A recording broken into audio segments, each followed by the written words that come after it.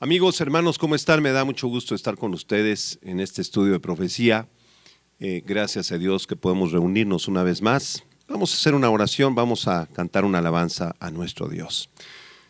Señor, gracias, porque tú eres el Dios eterno, el Dios de Israel, y cuando clamamos a ti, tú nos escuchas.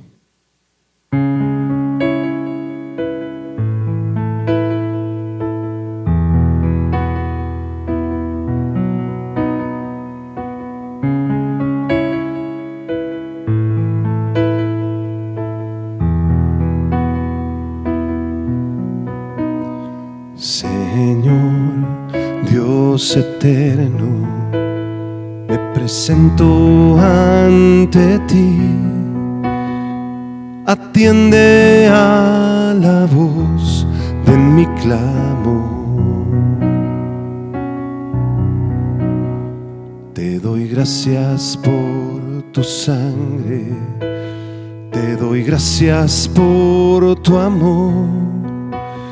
Y te pido que recibas mi oración. Este pobre clamó y el Señor le escuchó y lo salvó de todas sus angustias. Este pobre buscó con todo el corazón y el Señor respondió y lo libró de su temor. Solo en ti, mi Señor, estoy seguro y confiado. Tú siempre estás a mi lado, solo en ti, mi Señor, no me hace falta nada, tu gracia es ilimitada, solo en ti.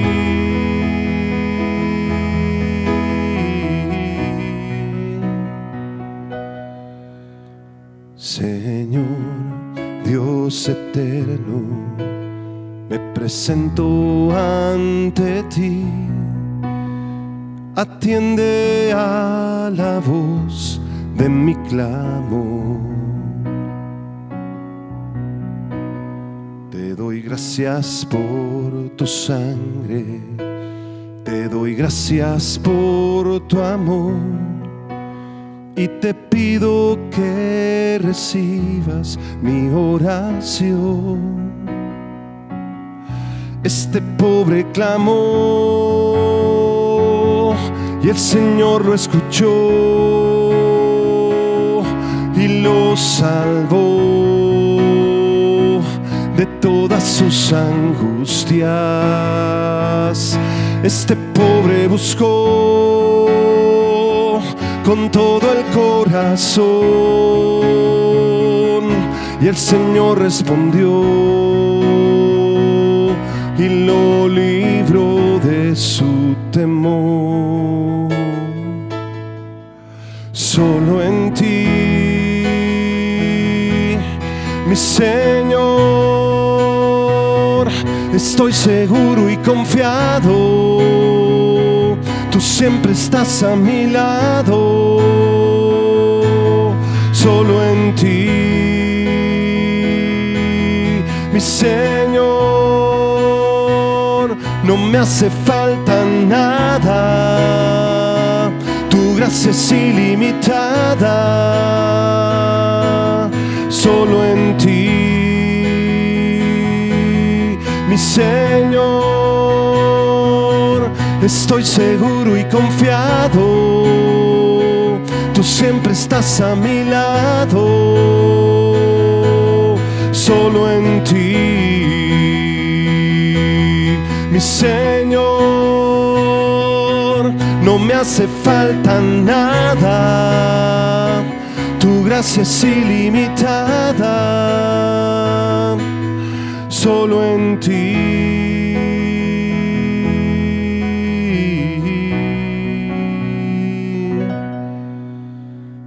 Te doy gracias por tu sangre, te doy gracias por tu amor, y te pido que recibas mi oración.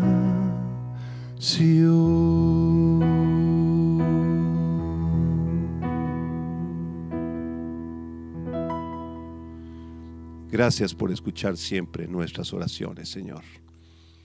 Vamos a prepararnos para recibir el estudio de esta tarde.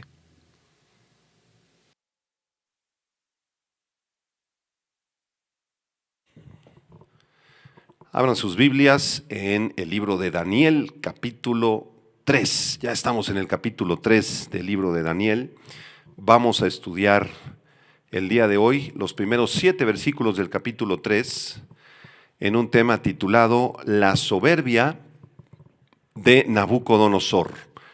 La soberbia de Nabucodonosor. Dice así Daniel 3 del 1 al 7. El rey Nabucodonosor hizo una estatua de oro cuya altura era de 60 codos y su anchura de 6 codos.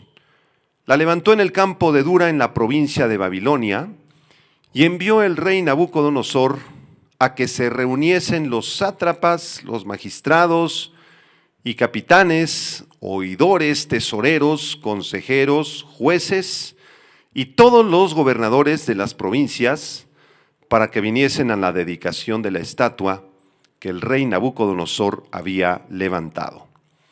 Fueron pues reunidos los sátrapas, magistrados, capitanes, oidores, tesoreros, consejeros, jueces y todos los gobernadores de las provincias a la dedicación de la estatua que el rey Nabucodonosor había levantado, y estaban en pie delante de la estatua que había levantado el rey Nabucodonosor.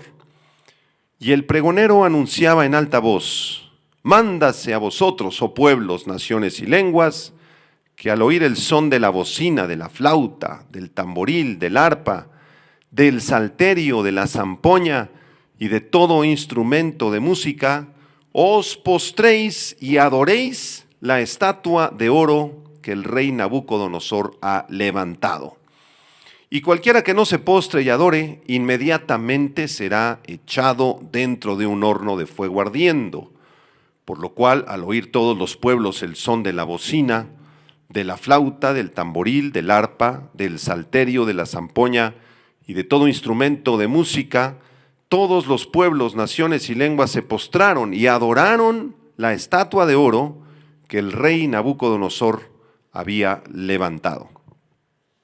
El capítulo 3 del libro de Daniel demuestra la reacción que tuvo Nabucodonosor ante la realidad de la interpretación de su sueño, en el sentido de que su imperio era el más grande, el más poderoso, el más fuerte, el que más tierra había conquistado del mundo antiguo. Al mismo tiempo se describe en este capítulo 3 el gran valor que tuvieron los 3 compañeros de Daniel al negarse a adorar esta estatua que el rey ordenó construir en su propio honor para su adoración. Este capítulo 3 ha inspirado a cientos de generaciones de cristianos desde el siglo VI antes de Cristo, que fue escrito este libro, hasta ahora, hasta el siglo XXI, para permanecer fieles, permanecer firmes en la esperanza que tenemos en nuestro gran Dios. Algunos comentaristas han decidido omitir en sus libros el capítulo 3 totalmente, porque lo consideran un pasaje ficticio, lleno de leyendas y de tradiciones. Sin embargo, no hay motivo alguno para omitir este capítulo de la Biblia ni de los comentarios. Al contrario, los hechos relatados aquí son hechos históricos, son hechos reales, son hechos verdaderos, de gran valor arqueológico e histórico, y además este capítulo contribuye al flujo natural de la profecía, de la revelación profética que recibe Daniel en todo su libro. El contexto histórico de este capítulo 3 es muy interesante y es digno de estudiar. Quiero compartirlo con ustedes. Entre diciembre del año 595 y enero del año 594 a.C., hubo un intento de golpe de Estado en Babilonia promovido por los enemigos de Nabucodonosor.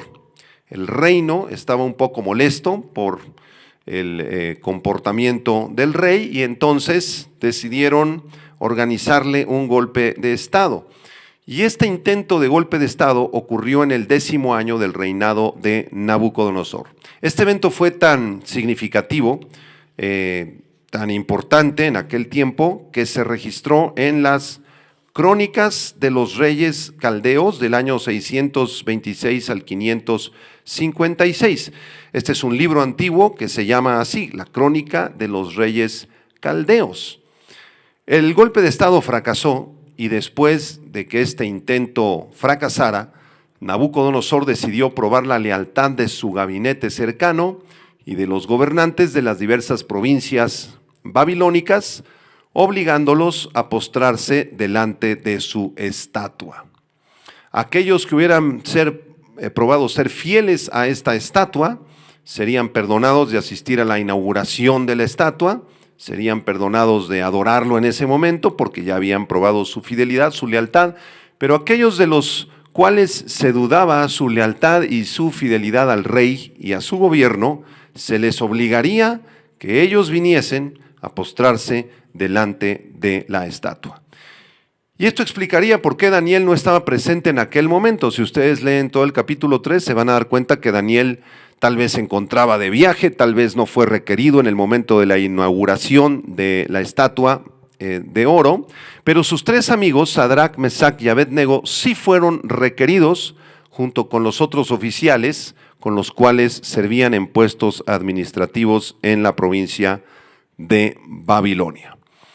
Ahora bien, es muy probable que entre el tiempo de la interpretación del sueño de Nabucodonosor del capítulo 2 y la construcción de la estatua del capítulo 3 transcurrieran con toda seguridad 8 años. Esto es debido a que el sueño de Nabucodonosor ocurrió en el segundo año de su reinado, Daniel 2:1. En el segundo año del reinado de Nabucodonosor fue cuando recibió este sueño, mientras que el intento de golpe de Estado, registrado en las Crónicas de los Reyes Caldeos, ocurrió en el 10º año de su gobierno. Así que entre el segundo y el 10º año hay un transcurso de 8 años aproximadamente. De manera que hay una conexión muy cercana entre el sueño del rey en el capítulo 2 y la construcción de la estatua en el capítulo 3. La imagen del sueño de Nabucodonosor, como ya lo vimos, representa la sucesión de los imperios mundiales desde Babilonia, que es la cabeza de oro, hasta el futuro imperio mundial del anticristo, representado por los pies de hierro mezclado con barro cocido. Recordemos también en Daniel capítulo 2, verso 2, que Nabucodonosor hizo llamar a magos, astrólogos, encantadores, caldeos, para que le explicasen sus sueños, y no pudieron explicárselos con excepción de Daniel. Y en Daniel 2:48, debido a que Daniel fue el único que pudo explicarle el sueño, Nabucodonosor lo engrandeció y le dio muchos honores, grandes dones, lo hizo gobernador de toda la provincia de Babilonia y jefe supremo de todos los sabios de Babilonia. Entonces la situación era muy clara, hermanos. La conexión entre el capítulo 2 y 3 es clarísima. Daniel era famoso. Todo el reino de Babilonia, los sabios, los nobles, los caldeos, los gobernadores, sabían que Daniel había interpretado el sueño, sabían del sueño y sabían lo que representaba este sueño. Y debido a que Nabucodonosor sabía que él estaba representado en la cabeza de oro, él decidió entonces ordenar construir una gigantesca estatua de oro para recordarle a todos los habitantes de Babilonia que él mismo era aquella cabeza de oro entre los gobiernos humanos, que su reino era un reino extraordinario, maravilloso, glorioso. Ahí estaban los jardines colgantes de Babilonia, entre otras maravillas, y desde luego se sintió con el poder y la autoridad de obligar a todos en el imperio a reconocer su señorío y supuesta deidad, arrodillándose y adorando esta estatua. Vamos a estudiar a continuación 4 etapas de la manifestación de esta soberbia impresionante de Nabucodonosor descrita en el capítulo 3. Vamos a estudiar en primer lugar la construcción de la estatua de oro, después la convocatoria a la dedicación de la estatua, en tercer lugar la invitación a la adoración a la estatua y en último lugar vamos a estudiar la amenaza de ejecución para quien no quisiese adorarla. Regresamos a Daniel capítulo 3 y me acompañan, versículo 1. Vean en primer lugar la estatua de oro. Verso 1. El rey Nabucodonosor hizo una estatua de oro, cuya altura era de 60 codos y su anchura de 6 codos. La levantó en el campo de Dura, en la provincia de Babilonia. Noten en primer lugar que esta estatua estaba fabricada de oro. ¿Por qué de oro? Porque en su sueño, justamente la cabeza estaba construida de oro y representaba al mismo Nabucodonosor. Por esa razón Nabucodonosor decidió construirla de oro. Ahora bien, la palabra estatua es la palabra aramea selem, y este es un sustantivo masculino que se refiere a una imagen o un ídolo fabricado para adoración. Esta palabra aramea selem solamente se utiliza aquí en el libro de Daniel. Y es sorprendente que en el versículo 1 se nos dan las dimensiones de esta estatua. Se nos dice que su altura era de 60 codos y su anchura de 6 codos. La palabra codo, amá, con acento en la A, es una palabra aramea y es una medida de distancia que se hacía con el antebrazo. Es decir, un codo era la distancia entre el codo y la extensión de los dedos de la mano. Esto era un codo o un amá en el original arameo. Y esta medida era aproximadamente de 18 pulgadas o 0.5 metros, medio metro. De manera que podemos calcular la altura de la imagen de esta estatua que mandó construir Nabucodonosor en términos de nuestras medidas actuales. La altura de esta figura sería aproximadamente de 30 metros y su anchura de 3 metros. Podemos pensar que esta estatua seguramente tenía una figura humana, posiblemente representando al mismísimo Nabucodonosor, aunque las proporciones de altura y anchura darían como resultado una figura demasiado delgada, demasiado alargada, demasiado alta y desproporcionada. Y esto es una cuestión en las Escrituras, porque la Biblia no nos explica cómo es que esta figura se veía, pero la mayoría de los comentaristas están de acuerdo que las estatuas o figuras humanas construidas en la antigüedad regularmente no guardaban proporciones exactas, aquellas que tenían un cuerpo humano.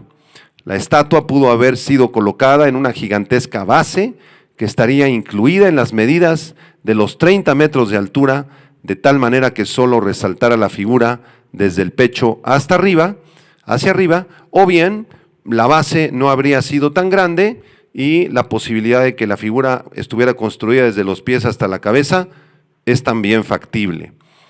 Un teólogo llamado Leupold cita estatuas antiguas parecidas a esta.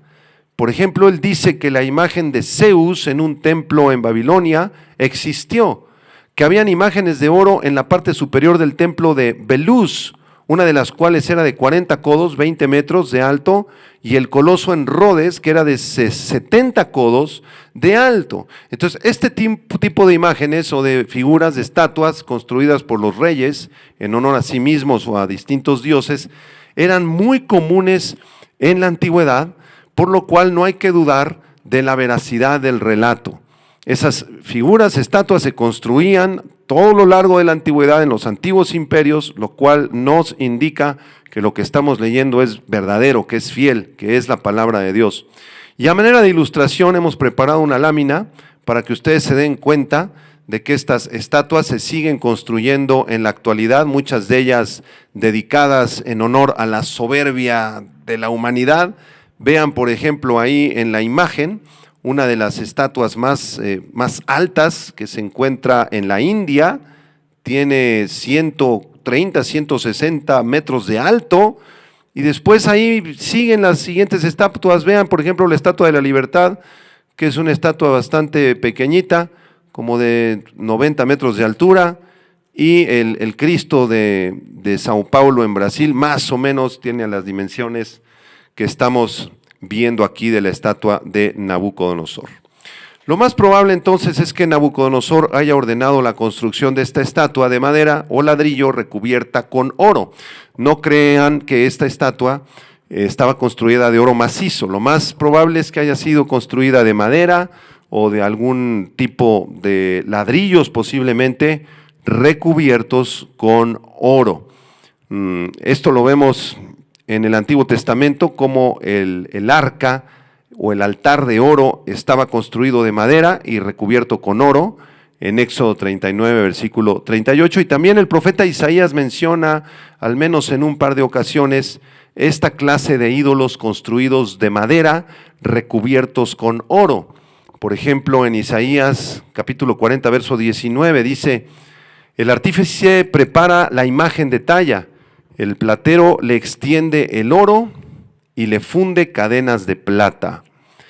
Y en Isaías 41:7 dice: el carpintero animó al platero, y el que alisaba con martillo al que batía en el yunque, diciendo: buena está la soldadura, y lo afirmó con clavos para que no se moviese. De esta forma se construían, se fabricaban estas imágenes, estas figuras, estatuillas, algunas de ellas muy grandes, en los tiempos bíblicos de Daniel.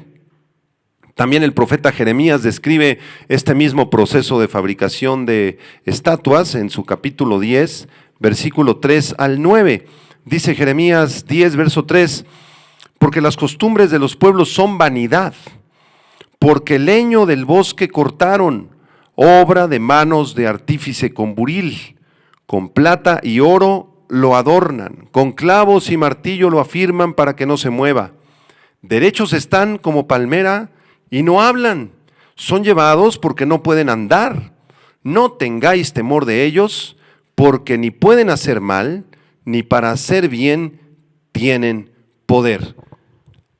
Amados amigos y hermanos, todas las estatuas de madera, de oro, de plata, de bronce, todos los santos que se fabrican, todas las vírgenes que se fabrican, los miles o millones de dioses que hay en la India, los dioses budistas que vemos por todas partes en los templos en China, en Japón, en la India, en otros países, todos estos ídolos son ídolos falsos. Y la palabra de Dios nos dice en el versículo 4, Jeremías 10:4, no tengan temor de ellos, porque tienen ojos y no ven, tienen oídos pero no escuchan, tienen boca pero no hablan, tienen pies pero no andan, dice el Salmo 115.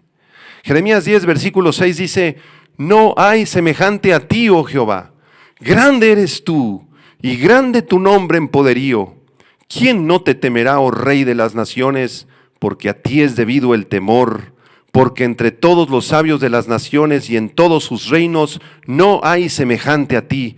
Todos se infatuarán y entontecerán. Enseñanza de vanidades es el leño.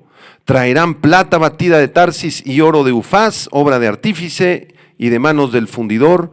Los vestirán de azul y de púrpura, obra de peritos es todo. Todas estas figuras e imágenes son ridículas delante de la presencia del Dios Todopoderoso.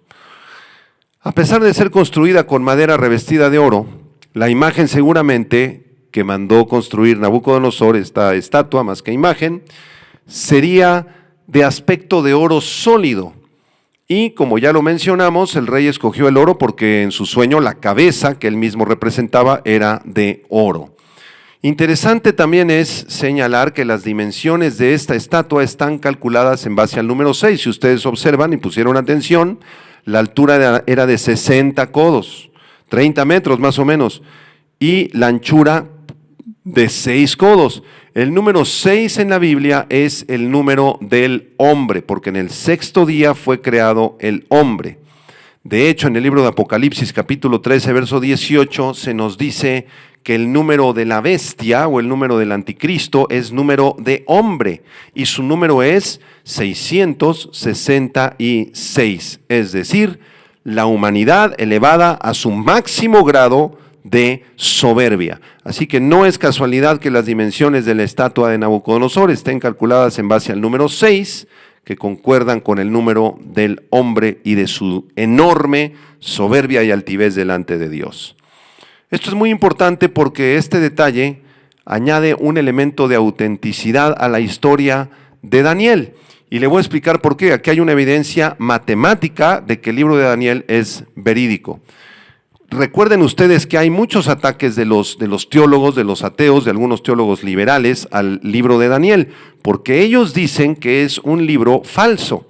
Ellos dicen que fue escrito en el siglo II antes de Cristo, que Daniel ya había visto el desarrollo de los imperios con anterioridad y solamente los registró, de manera que el libro de Daniel es un fraude. Si fue escrito en el año 200, el libro de Daniel es un verdadero fraude, una mentira. Pero si demostramos que el libro de Daniel efectivamente fue escrito en el año 600 antes de Cristo, entonces es un libro profético, es un libro de parte de Dios, es un libro que contiene la palabra de Dios.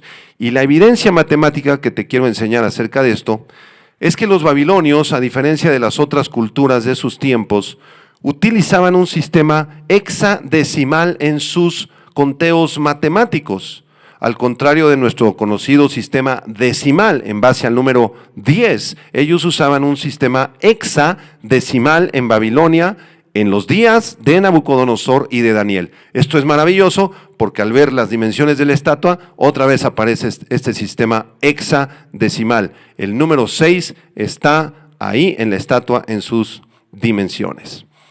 Muy bien, regreso a Daniel 3, versículo 1, porque dice el verso 1 que esta estatua fue levantada en el campo de Dura, en la provincia de Babilonia. Y este campo de Dura se ha identificado con una ciudad, la ciudad de Dura, situada en el Tigris, al borde del Tigris. Esto está identificado en uno de los escritos de Ammianus, un teólogo antiguo, pero también había otra ciudad también llamada Dura, identificada por Polybius, que era otro teólogo de la antigüedad, y esta otra ciudad estaba en el Éufrates, cerca del monte de las Cáboras. Pero estas ciudades se encuentran muy lejos de la capital babilónica, de manera que no es posible saber exactamente dónde fue levantada esta estatua de Nabucodonosor en Dura, porque definitivamente estas ciudades, la que identifica a Ammianus y la que identifica a Polybius, uno en el Tigris y otro en el Éufrates, quedaban a cientos de kilómetros de distancia de la capital babilónica. Ahora, hay otra posible solución a este lugar. La palabra Dura, del arameo Durra, se puede referir a cualquier ciudad en Babilonia rodeada de muros. Cualquier sitio en Babilonia rodeado de muros se le conocía con el nombre de Durra en arameo. De manera que el consenso entre los estudiosos es que la estatua fue construida en un pequeño monte localizado a pocos kilómetros al sureste de Babilonia, quizá un monte rodeado, conocido por Daniel como el campo de Dura. Y aquí hay otra evidencia extraordinaria de que el libro de Daniel fue escrito en el siglo VI, porque Daniel conocía la geografía exacta, el lugar exacto donde se erigió esta estatua en la antigüedad.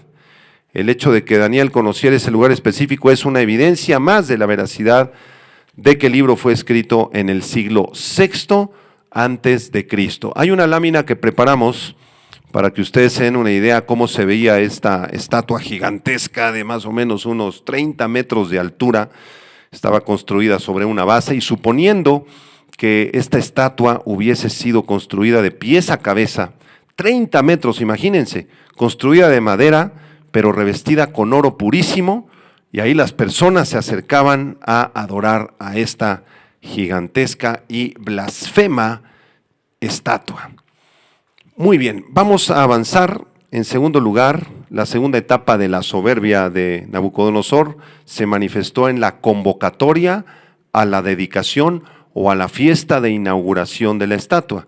Daniel 3, versículo 2 dice: y envió el rey Nabucodonosor a que se reuniesen los sátrapas, los magistrados y capitanes, oidores, tesoreros, consejeros, jueces y todos los gobernadores de las provincias para que viniesen a la dedicación de la estatua que el rey Nabucodonosor había levantado. Voy a analizar brevemente el significado de cada uno de los nombres dados en este versículo. La palabra sátrapas es la palabra aramea Ahasdarpenín. Ahasdarpenín describe a un administrador, un guardián, un gobernador, un representante del rey o un príncipe en una de las provincias de la antigua Babilonia o incluso de Persia. Esta palabra, sátrapas, ocurre 9 veces solamente en el libro de Daniel. En segundo lugar, magistrados, del arameo segán. Segán describe a un prefecto, un gobernador de una provincia, también describe a un comandante militar y ocurre 5 veces en el libro de Daniel. La tercera palabra es la palabra capitanes, pejá en arameo. Pejá se refiere a capitanes o gobernadores civiles en Babilonia o en Persia. Ocurre 6 veces esta palabra en el libro de Esdras y 4 en el libro de Daniel, un total de 10 veces en el Antiguo Testamento. En cuarto lugar, la palabra oidores. Oidores, ahí aparece en el verso 2, es la palabra aramea adargázar. Adargázar se refiere a jueces principales o consejeros, puede referirse también a un jefe de adivinos o de astrólogos y ocurre 3 veces en el libro de Daniel. La palabra tesoreros, en quinto lugar, la palabra aramea gadabraya. Gadabraya se refiere simplemente a un tesorero, alguien que supervisaba los tesoros de la provincia. En sexto lugar, la palabra consejeros, detabar en arameo. Detabar se refiere a un superintendente del tesoro público, además de ser un abogado o juez. También se refiere a alguien que interpretaba las leyes o decretos y ocurre solamente 2 veces en el libro de Daniel.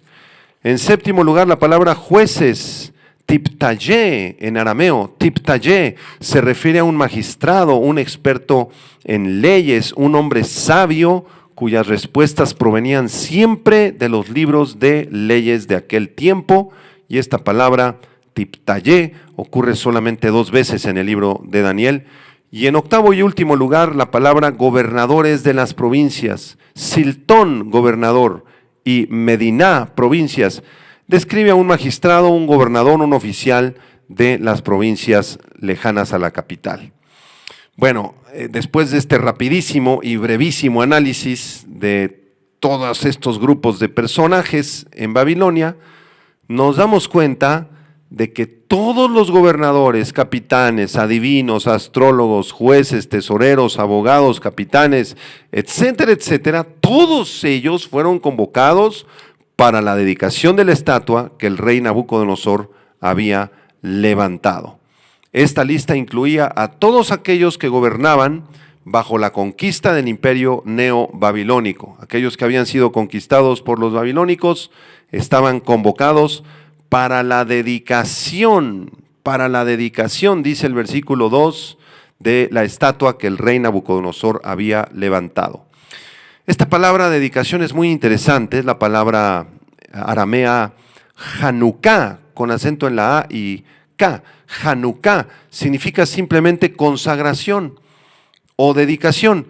Esta enorme estatua estaba consagrada, estaba dedicada a los dioses babilónicos, representados seguramente por Nabucodonosor, porque sospechamos, tenemos la enorme sospecha de que esta estatua estaba representando la figura del rey Nabucodonosor con toda seguridad.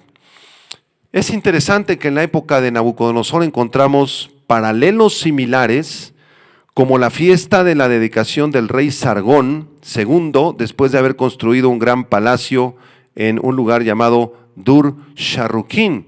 ¿Sí? Esto es más o menos contemporáneo a el relato que estamos leyendo en Daniel 3. Esta fiesta del rey Sargón II ocurrió en el año 717 a.C., unos 100 años, 110 años antes de lo que estamos leyendo aquí en Daniel capítulo 3. Así que todos los estudiosos del libro de Daniel están de acuerdo que estas ceremonias de dedicación pertenecen al tiempo cuando fue escrito el libro de Daniel.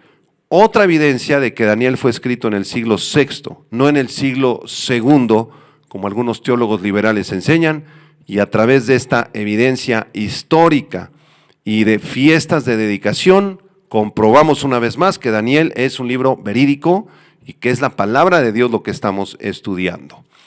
La fiesta de dedicación servía entonces para adorar a las deidades que pensaban les habían dado su poder y victoria a todos estos reyes, magistrados, abogados, jueces y gobernadores. Celebraban su enorme poderío militar, económico y desde luego celebraban al rey Nabucodonosor y estaban listos para adorarlo, porque vamos a ver más adelante cómo se les obliga a postrarse delante de la estatua que representaba el reino y representaba al mismísimo Nabucodonosor como si fuera Dios. Y aquí les tengo otra evidencia interesantísima y extraordinaria, maravillosa, porque la arqueología, la ciencia de la arqueología da testimonio de esta fiesta de dedicación de Nabucodonosor. Se ha descubierto en años recientes un prisma de arcilla, aunque no ha sido fechado con exactitud, estamos seguros que data de esta fecha, les voy a explicar por qué. Porque en este prisma de arcilla se registran las siguientes palabras escritas por Nabucodonosor en idioma babilónico. Escuchen. Yo, Nabucodonosor, ordeno a los siguientes oficiales, sátrapas, gobernadores, etcétera, de la corte, en ejercicio de sus obligaciones, a tomar sus lugares en mis atrios, es decir, a venir a donde yo estoy, aquí en la capital. Un teólogo dice lo siguiente, abro comillas, el prisma después de estas palabras lista 5 rangos de individuos que fueron evidentemente convocados por Nabucodonosor al mismo tiempo y puestos en posiciones oficiales en el gobierno de Babilonia. Es decir, recuerdan la lista de 8 gobernadores, jueces, sátrapas que les dije hace unos minutos. Aquí aparecen 5 de los 8 tipos de gobernadores que les expliqué anteriormente. Estos rangos incluyen oficiales de la corte, oficiales de la tierra de Acad, oficiales de pueblos, oficiales de distrito, reyes de Occidente. Era una lista tal vez no exhaustiva, pero en esta lista había un mandato y se revela que Nabucodonosor los está convocando a una importantísima reunión de gobernantes en Babilonia. ¿Cuál fue esa importantísima reunión de gobernantes en Babilonia? Daniel capítulo 3. Daniel capítulo 3 es una pieza de rompecabezas, imaginen, aquí tenemos estas piezas de rompecabezas, Daniel 3. Y estas tablas de arcilla encontradas recientemente en Babilonia son otra pieza de rompecabezas y embonan perfectamente bien. La arqueología da testimonio de que la Biblia tiene la razón. Los títulos que usa Daniel para describir a estos gobernantes son babilónicos y persas. Esto es otra evidencia de que Daniel vivió y escribió su libro en el siglo VI y no en el siglo II, como algunos críticos siguen alegando. Muy bien, avancemos hacia el versículo 3 y vamos a estudiar en tercer lugar la orden para la adoración de esta blasfema estatua que representaba la enorme soberbia del rey Nabucodonosor. Dice el versículo 3, fueron pues reunidos los sátrapas, magistrados, capitanes, oidores, tesoreros, consejeros, jueces y todos los gobernantes de las provincias a la dedicación de la estatua que el rey Nabucodonosor había levantado, y estaban en pie delante de la estatua que había levantado el rey Nabucodonosor. Verso 4. Y el pregonero anunciaba en alta voz, mándase a vosotros, oh pueblos, naciones y lenguas, que al oír el son de la bocina, de la flauta, del tamboril, del arpa, del salterio, de la zampoña y de todo instrumento de música, os postréis y adoréis a la estatua de oro que el rey Nabucodonosor ha levantado. Una vez más aparece la lista de gobernadores del versículo 2 en el versículo 3, todos ellos, de acuerdo a estos versículos y a las tablillas de arcilla que te acabo de mostrar ahí en la pantalla, fueron convocados a la dedicación de la estatua que el rey Nabucodonosor había levantado. Y todos estaban ahí podemos imaginar la escena. Estaban ahí, a ver si podemos poner otra vez la lámina donde están viendo esa estatua gigantesca. Allí estaban todos emocionados, listos ahí para ver qué es lo que seguía. Y de pronto se escuchó la voz del pregonero, versículo 4. ¿Qué decía el pregonero en alta voz? Mándase ustedes al son de la bocina de los instrumentos musicales, que os postréis y adoréis. Esta palabra pregonero es la palabra aramea karos, con acento en la O y Z, y describe a un heraldo o un vocero real, un vocero de parte del rey. Y es una palabra muy interesante porque se parece mucho a la palabra griega kerux, lo cual da fundamento a quienes alegan que el libro fue escrito otra vez en el siglo II y no en el siglo VI, porque aparentemente esta es una palabra griega más que babilónica. Entonces, quienes critican el libro de Daniel y dicen, no, es un libro que fue escrito en el siglo II, es un fraude, no hagas caso a esas profecías, alegan que esta palabra pregonero karos, además del problema de los instrumentos musicales del versículo 5 que parecen ser de origen griego, esto supondría que Daniel escribió su libro durante el periodo de dominación griega. Sin embargo, estos críticos se equivocan, porque en los tiempos del imperio babilónico ya existían también los griegos. Existían los griegos y hubo una influencia del idioma griego en el arameo y en el idioma babilónico, y hubo una influencia también del idioma babilónico en el idioma griego. Encontramos palabras intercambiables como la palabra karos, y además los reyes de la antigüedad normalmente mandaban comprar instrumentos musicales a sus cortes que eran fabricados por extranjeros, así que no hay ningún problema que hubieran instrumentos musicales en la corte de Nabucodonosor que fueran de origen griego. Quiero leerte lo que dice el teólogo Dick Wilson. Él afirma que si Daniel hubiese sido escrito durante el periodo griego, entonces hubiera escrito todo el libro de Daniel en griego. ¿Por qué el libro de Daniel no está en griego? Pues porque fue escrito en el periodo babilónico en el siglo VI, no en el periodo griego del siglo III y II. Recuerden, el libro de Daniel está escrito en dos idiomas, en hebreo en capítulo 1 y capítulo 2, y en arameo a partir del capítulo 2 hasta el capítulo 7.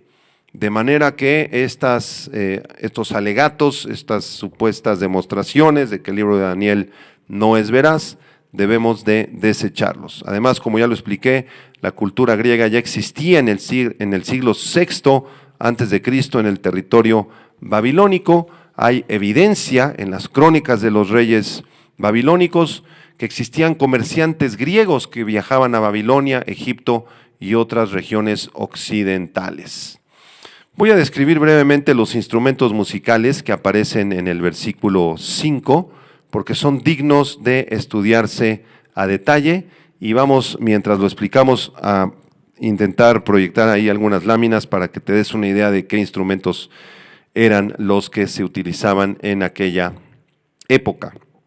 En primer lugar, se mencionan la bocina. La bocina está en el versículo 5. Al oír el son de la bocina, esta bocina, de la palabra aramea keren, describe un instrumento de viento como una especie de corneta, como una trompeta muy rupestre, muy sencilla, sin los émbolos de las trompetas modernas que se usan en las orquestas sinfónicas. Era una especie de cuerno construido de metal, tal vez también labrado a partir de algún cuerno de algún animal, pero es más probable que hubiera sido construida de metal. También se menciona la flauta, y en el versículo 5 es la palabra aramea masroquí, que describe a un instrumento de viento como una flauta de doble caña. Ahí en la imagen vamos a ver a continuación una imagen de una flauta muy arcaica, muy rupestre, pero los músicos ejecutaban estos instrumentos en la antigüedad de forma armónica. Interesante. El tercer instrumento que se describe es el tamboril, del arameo kitaros. Este tamboril es un instrumento de cuerdas como una lira o cítara. Ahí vamos a poner 3 ejemplos en la imagen. Aparece una lira, una cítara al lado derecho y un forminx, que es otro instrumento también de cuerdas muy antiguo. Entonces este tamboril del versículo 5 no es un tambor, más bien era un instrumento de cuerdas, una lira o cítara.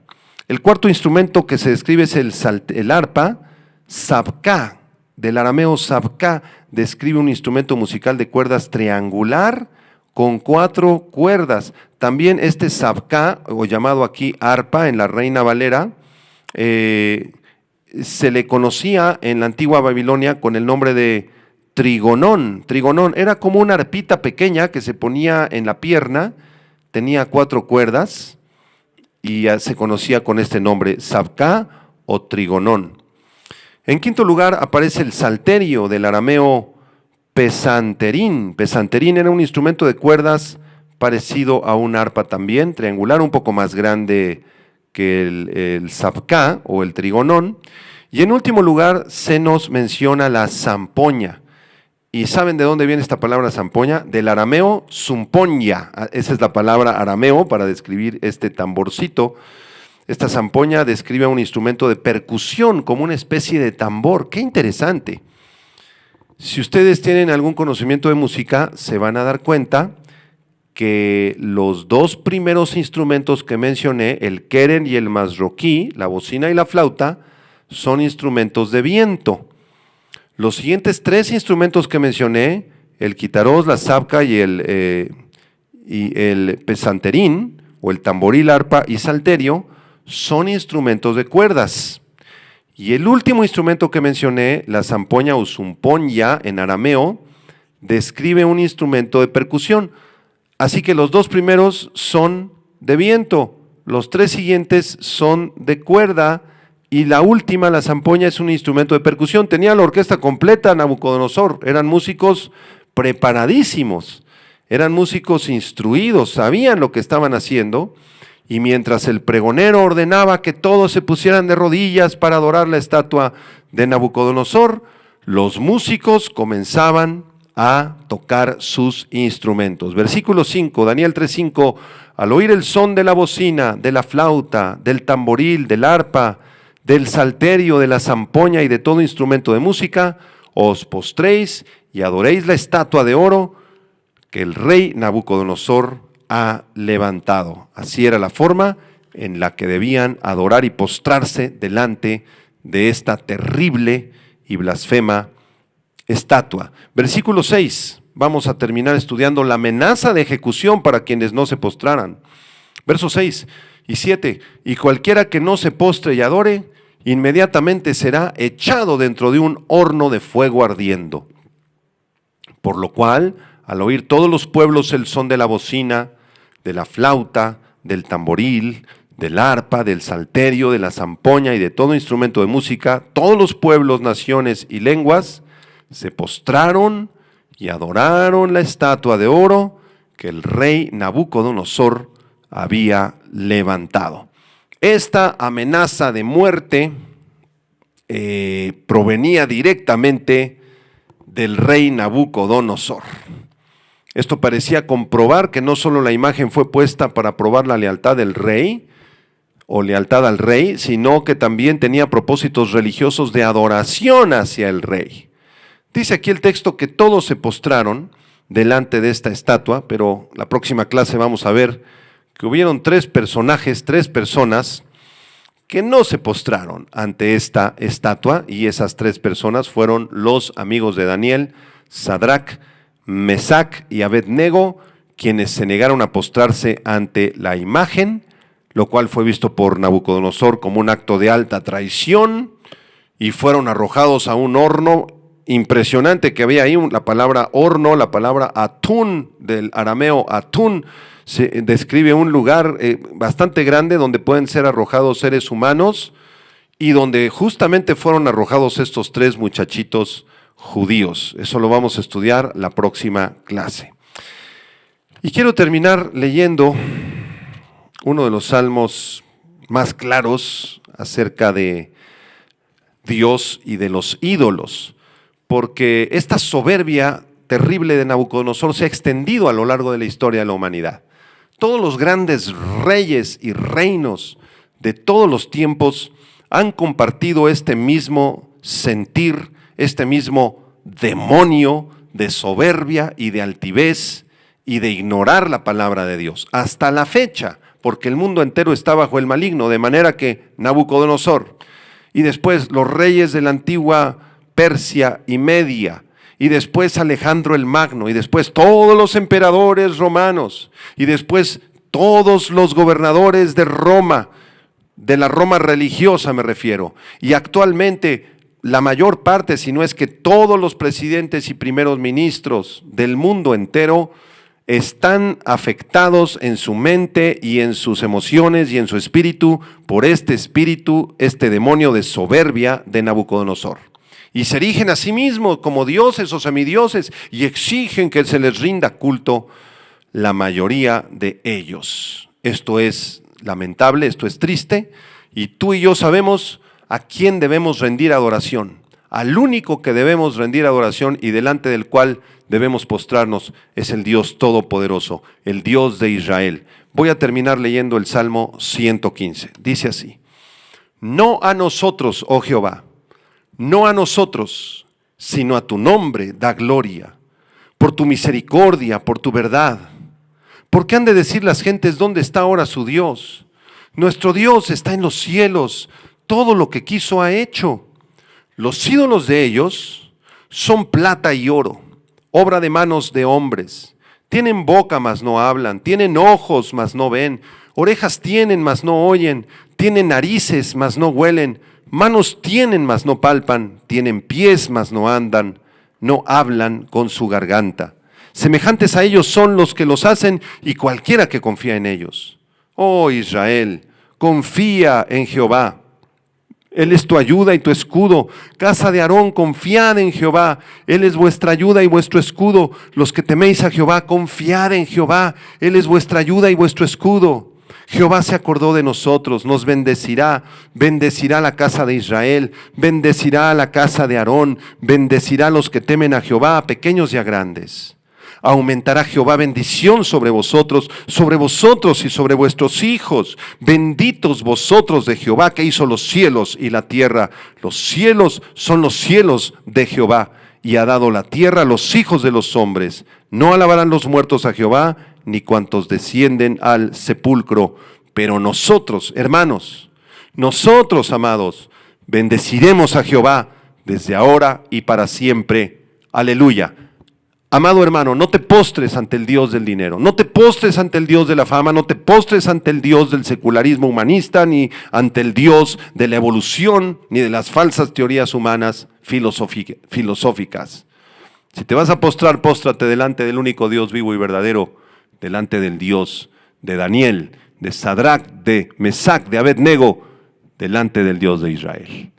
Señor, gracias te damos. Gracias, oh poderoso Señor, gracias por tu palabra, porque hay evidencias geográficas, evidencias arqueológicas, evidencias matemáticas, evidencias proféticas, de que este capítulo 3 de Daniel y todo el resto del libro de Daniel provienen del siglo VI, de un jovencito judío llamado Daniel, que significa Dios es juez.